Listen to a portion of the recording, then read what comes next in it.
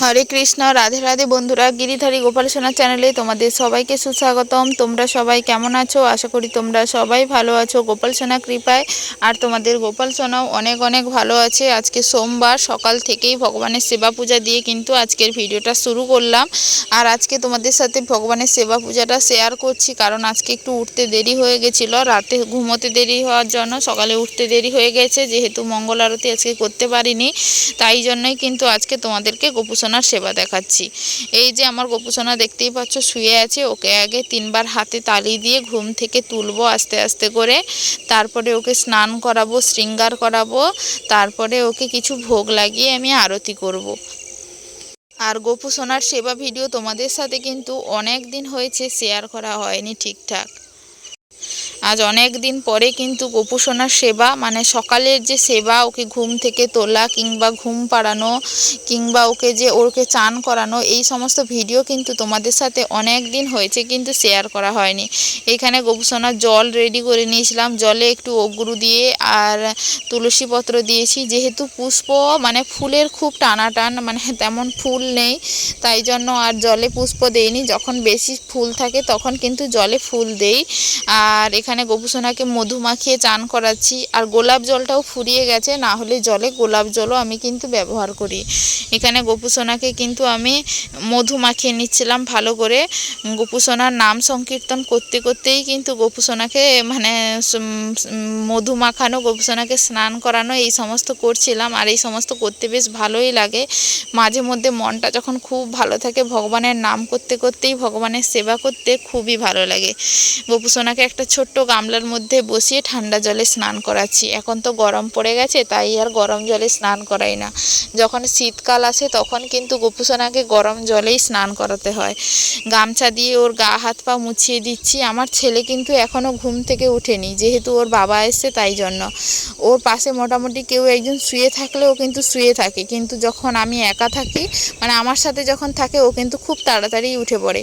আর ওর বাবা আসলে ও একটু দেরি করেই উঠে। বিকেলবেলা, কেননা বিকেলবেলা ও সকালবেলা হোক, ও কিন্তু দেরি করে ওঠে।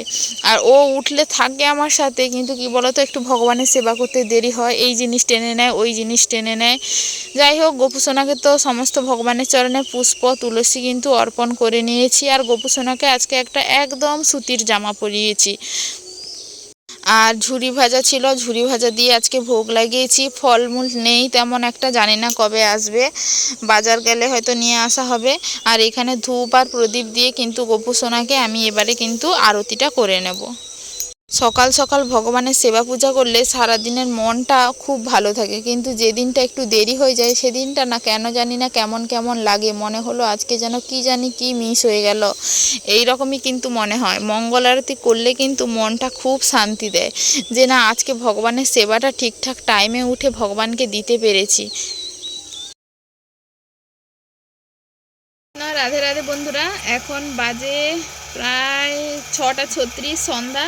বসেছি রান্না করতে। দুপুরবেলা সেই রান্না করে ভিডিও করেছিলাম, মানে গোপুসোনাকে ভোগ দিয়েছিলাম। তারপরে কিন্তু আর কোনো ভিডিও করা হয়নি।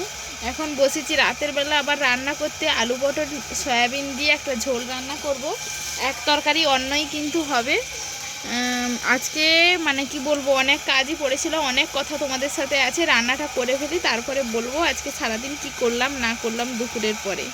আলু পটল আমান্য করেছি। এখানে সয়াবিন জলে ভেজানো আছে, মশলা করে রেখেছি, তেল মশলাপাতি সমস্ত কিছু নিয়ে বসে পড়েছি। এখনও রান্না কিন্তু আরম্ভ হয়নি। আর এই যে দেখতে পাচ্ছ, এইগুলো হচ্ছে তোমার কি পাতা, পেয়ারা পাতা। এইগুলো হচ্ছে মানে জ্বালানি দিচ্ছি।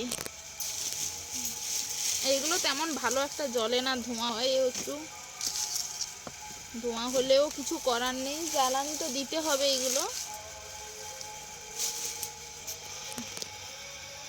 ওইদিকে ভাতের হাঁড়ি বসিয়েছি।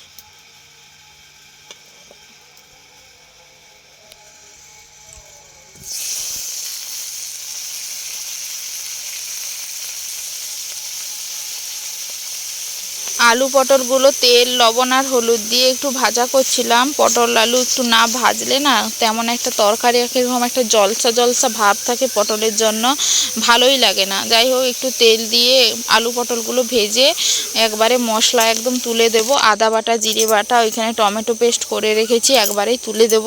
মানে আলু আর পটলটা আর তুলিনি কড়াই থেকে, একবারেই কিন্তু মশলাটা তুলে দেবো। আর সয়াবিনটাও একটু ভেজে নিচ্ছি তার সাথে, তাহলে আর জলসা ভাবটা থাকবে না, একটু খেতে ভালো লাগবে। রাতের বেলা বেশিরভাগ দিনই এক তরকারি অন্যই হয়। দুপুরবেলা দুটোর জায়গায় চারটা, চারটার জায়গায় ছটা করা যায়। রাতের বেলা আর ভালোও লাগে না, সবাই রাতে খুবই অল্প এক মুঠো করে ভাত খায়, তো তাই জন্য এক তরকারি অন্যই কিন্তু ঠিক আছে। পাতাগুলো খুব ভালো জ্বলছে, আজকে ধোঁয়াটা তেমন হচ্ছে না, মানে বাতাসটার জন্য ধোঁয়া হচ্ছে না তেমন একটা, তাই জন্য মানে খুব তাড়াতাড়ি রান্নাটা হয়ে গেছে। পাতা জ্বালানে কিন্তু খুব তাড়াতাড়ি রান্না হয়ে যায়। এখানে দেখতে পাচ্ছ রাতের বেলা গবুসোনাকে আলু পটলের তরকারি দিয়ে গবুসোনাকে ভোগ দিয়ে দিয়েছি। এখন হচ্ছে তোমরা প্রসাদ দর্শন করছো, এরপরে কিন্তু আমার গবুসোনা ঘুমিয়ে পড়বে। আর আজকের ভিডিওটাও কিন্তু এখানেই শেষ করছি। হরে কৃষ্ণ।